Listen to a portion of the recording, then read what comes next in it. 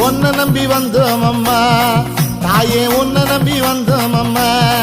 நாங்க உன் பெருமை சொல்வோம் அம்மா. கண்ணை போல காப்பா என்று தாயே, கண்ணை போல காப்பா என்று நாங்க கை தொழுதோம் உன்னை அம்மா. உன்னை நம்பி வந்தோம் அம்மா, நாங்க உன் பெருமை சொல்வோம் அம்மா. கண்ணை போல காப்பா என்று நாங்க கை தொழுவோம் உன்னை அம்மா.